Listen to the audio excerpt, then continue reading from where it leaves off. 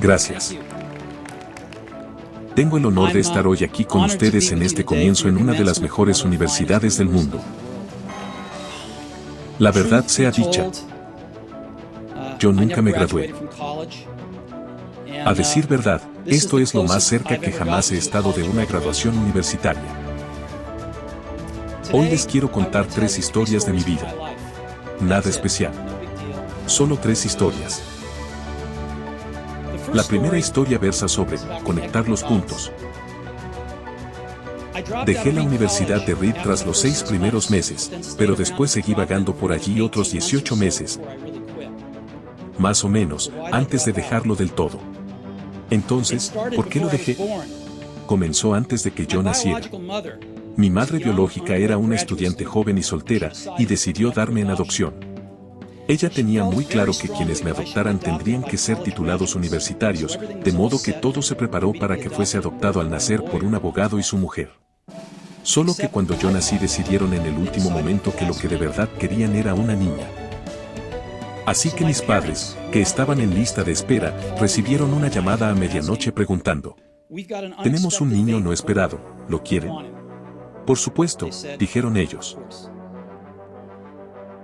Mi madre biológica se enteró de que mi madre no tenía titulación universitaria, y que mi padre ni siquiera había terminado el bachillerato, así que se negó a firmar los documentos de adopción. Solo se dio, meses más tarde, cuando mis padres prometieron que algún día yo iría a la universidad. Y 17 años más tarde fui a la universidad. Pero de forma descuidada elegí una universidad que era casi tan cara como Stanford, y todos los ahorros de mis padres, de clase trabajadora, los estaba gastando en mi matrícula. Después de 6 meses, no le veía propósito alguno. No tenía idea de qué quería hacer con mi vida, y menos aún de cómo la universidad me iba a ayudar a averiguar. Y me estaba gastando todos los ahorros que mis padres habían conseguido a lo largo de su vida. Así que decidí dejarlo, y confiar en que las cosas saldrían bien. En su momento me dio miedo, pero en retrospectiva fue una de las mejores decisiones que nunca haya tomado. En el momento en que lo dejé, ya no fui más a las clases obligatorias que no me interesaban y comencé a meterme en las que parecían interesantes. No era idílico.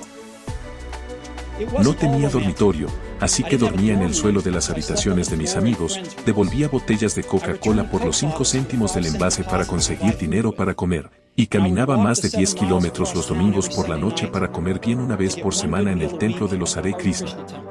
Me encantaba. Y muchas cosas con las que me fui topando al seguir mi curiosidad e intuición resultaron no tener precio más adelante. Les daré un ejemplo. En aquella época la Universidad de Reed ofrecía la que quizá fuese la mejor formación en caligrafía del país. En todas partes del campus, todos los pósteres, todas las etiquetas de todos los cajones, estaban bellamente caligrafiadas a mano. Como ya no estaba matriculado y no tenía clases obligatorias, decidí atender al curso de caligrafía para aprender cómo se hacía. Aprendí cosas sobre el serif y tipografía sans serif, sobre los espacios variables entre letras, sobre qué hace realmente grande a una gran tipografía. Era sutilmente bello, histórica y artísticamente, de una forma que la ciencia no puede capturar, y lo encontré fascinante. Nada de esto tenía ni la más mínima esperanza de aplicación práctica en mi vida. Pero 10 años más tarde, cuando estábamos diseñando el primer ordenador Macintosh, todo eso volvió a mí. Y diseñamos el Mac con eso en su esencia. Fue el primer ordenador con tipografías bellas. Si nunca me hubiera dejado caer por aquel curso concreto en la universidad, el Mac jamás habría tenido múltiples tipografías, ni caracteres con espaciado proporcional. Y como Windows no hizo más que copiar el Mac, es probable que ningún ordenador personal los tuviera ahora. Si nunca hubiera decidido dejarlo, no habría entrado en esa clase de caligrafía y los ordenadores personales no tendrían la maravillosa tipografía que poseen.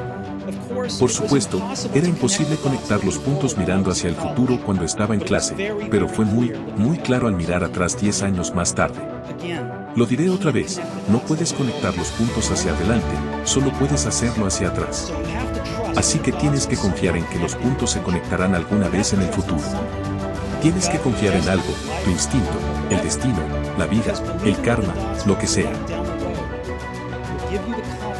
Esta forma de actuar nunca me ha dejado tirado y ha marcado la diferencia en mi vida. Mi segunda historia es sobre el amor y la pérdida. Tuve suerte, supe pronto en mi vida que era lo que más deseaba hacer. Vos y yo creamos Apple en la cochera de mis padres cuando tenía 20 años. Trabajamos mucho, y en 10 años Apple creció de ser solo nosotros dos a ser una compañía valorada en $2.000 millones y 4.000 empleados. Hacía justo un año que habíamos lanzado nuestra mejor creación, el Macintosh, un año antes, y hacía poco que había cumplido los 30. Y me despidieron. ¿Cómo te pueden echar de la empresa que tú has creado? Bueno, mientras Apple crecía contratamos a alguien que yo creía muy capacitado para llevar la compañía junto a mí, y durante el primer año, más o menos, las cosas fueron bien, pero luego nuestra perspectiva del futuro comenzó a ser distinta y finalmente nos apartamos completamente. Cuando eso pasó, nuestra junta directiva se puso de su parte, así que a los 30 estaba fuera. Y de forma muy notoria, lo que había sido el centro de toda mi vida adulta se había ido y fue devastador. Realmente no supe qué hacer durante algunos meses. Sentía que había dado de lado a la anterior generación de emprendedores, que había soltado el testigo en el momento en que me lo pasaban. Me reuní con David Packard, de HP, y Bob Noyce, de Intel, e intenté disculparme por haberlo fastidiado tanto. Fue un fracaso muy notorio, e incluso pensé en huir del valle, Silicon Valley. Pero algo comenzó a abrirse paso en mí, aún amaba lo que hacía. El resultado de los acontecimientos en Apple no había cambiado eso ni un ápice. Había sido rechazado, pero aún estaba enamorado. Así que decidí comenzar de nuevo. No lo vi así entonces, pero resultó ser que el que me echaran de Apple fue lo mejor que jamás me pudo haber pasado. Había cambiado el peso del éxito por la ligereza de ser de nuevo un principiante, menos seguro de las cosas. Me liberó para entrar en uno de los periodos más creativos de mi vida. Durante los siguientes 5 años, creé una empresa llamada Next, otra llamada Pixar, y me enamoré de una mujer asombrosa que se convertiría después en mi esposa. Pixar llegó a crear el primer largometraje animado por ordenador, Toy Story, y es ahora el estudio de animación más exitoso del mundo. En un notable giro de los acontecimientos, Apple compró Next. Yo regresé a Apple y la tecnología que desarrollamos en Next es el corazón del actual renacimiento de Apple. Y Laurene y yo tenemos una maravillosa familia. Estoy bastante seguro de que nada de esto habría ocurrido si no me hubieran echado de Apple. Creo que fue una medicina horrible, pero supongo que el paciente la necesitaba. A veces, la vida te da en la cabeza con un ladrillo. No pierdas la fe. Estoy convencido de que la única cosa que me mantuvo en marcha fue mi amor por lo que hacía. Tienes que encontrar qué es lo que amas. Y esto vale tanto para nuestro trabajo como para nuestros amantes. El trabajo va a llenar gran parte de nuestra vida, y la única forma de estar realmente satisfecho es hacer lo que consideras un trabajo genial. Y la única forma de tener un trabajo genial es amar lo que haces. Si aún no han encontrado, sigan buscando. No se conformen. Como en todo lo que tiene que ver con el corazón, lo sabrán cuando lo hayan encontrado. Y como en todas las relaciones geniales, las cosas mejoran y mejoran según pasan los años. Así que sigan buscando hasta que lo encuentren. No se conformen. Mi tercera historia es sobre la muerte. Cuando tenía 17 años, leí una cita que decía algo como: si vives cada día como si fuera el último, algún día tendrás razón. Me marcó, y desde entonces, durante los últimos 33 años, cada mañana me he mirado en el espejo y me he preguntado: si hoy fuese el último día de mi vida, ¿querría hacer lo que voy a hacer hoy? Y si la respuesta era no durante demasiados días seguidos, sabía que necesitaba cambiar algo. Recordar que voy a morir pronto es la herramienta más importante que haya encontrado para ayudarme a tomar las grandes decisiones de mi vida. Porque prácticamente todo, las expectativas de los demás, el orgullo, el miedo al ridículo o al fracaso se desvanece frente a la muerte, dejando solo lo que es verdaderamente importante. Recordar que vas a morir es la mejor forma que conozco de evitar la trampa de pensar que tienes algo que perder. Ya estás desnudo. No hay razón para no seguir tu corazón. Hace casi un año me diagnosticaron cáncer.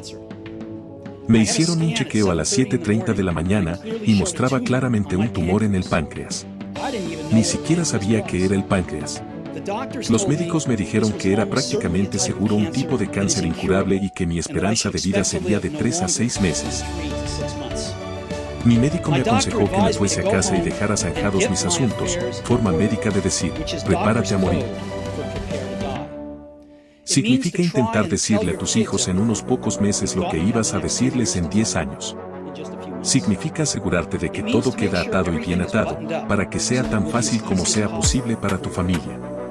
Significa decir adiós. Viví todo un día con ese diagnóstico. Luego, a última hora de la tarde, me hicieron una biopsia, metiéndome un endoscopio por la garganta, a través del estómago y el duodeno. Pincharon el páncreas con una aguja para obtener algunas células del tumor. Yo estaba sedado, pero mi esposa, que estaba allí, me dijo que cuando vio las células al microscopio el médico comenzó a llorar porque resultó ser una forma muy rara de cáncer pancreático que se puede curar con cirugía. Me operaron, y ahora estoy bien. Esto es lo más cerca que he estado de la muerte, y espero que sea lo más cerca que esté de ella durante algunas décadas más. Habiendo vivido esto, ahora les puedo decir esto con más certeza que cuando la muerte era un concepto útil, pero puramente intelectual. Nadie quiere morir. Ni siquiera la gente que quiere ir al cielo quiere morir para llegar allí. Y sin embargo la muerte es el destino que todos compartimos. Nadie ha escapado de ella. Y así tiene que ser. Porque la muerte es posiblemente el mejor invento de la vida. Es el agente de cambio de la vida. Retira lo viejo para hacer sitio a lo nuevo. Ahora mismo lo nuevo somos nosotros. Pero dentro de no demasiado tiempo, de forma gradual, nos iremos convirtiendo en lo viejo y seremos apartados. Siento ser tan dramático, pero es bastante cierto. Nuestro tiempo es limitado. Así que no lo gasten viviendo la vida de otro. No se dejen atrapar por el dogma que es vivir según los resultados del pensamiento de otros. No dejen que el ruido de las opiniones de los demás ahogue nuestra propia voz interior. Y lo más importante, tengan el coraje de seguir su corazón y su intuición. De algún modo ellos ya saben lo que tú realmente quieres ser. Todo lo demás es secundario. Cuando era joven, había una publicación asombrosa llamada The Whole Earth Catalog, Catálogo de toda la Tierra, una de las Biblias de mi generación. La creó un tipo llamado Stuart Brand no lejos de aquí, en Menlo Park y la trajo a la vida con su toque poético. Eran los últimos años 60, antes de los ordenadores personales y la autoedición, así que se hacía con máquinas de escribir, tijeras y cámaras Polaroid. Era como Google con tapas de cartulina, 35 años de que llegara Google, era idealista y rebosaba de herramientas claras y grandes conceptos.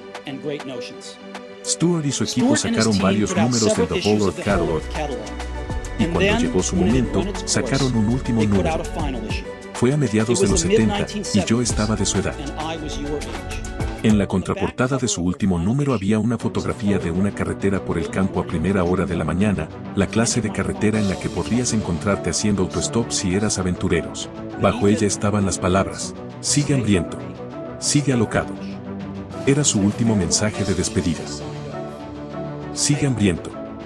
Sigue alocado. Y siempre he deseado eso para mí. Y ahora, cuando se gradúen para comenzar de nuevo, les deseo eso a ustedes. Sigan hambrientos. Sigan alocados. Muchísimas gracias a todos.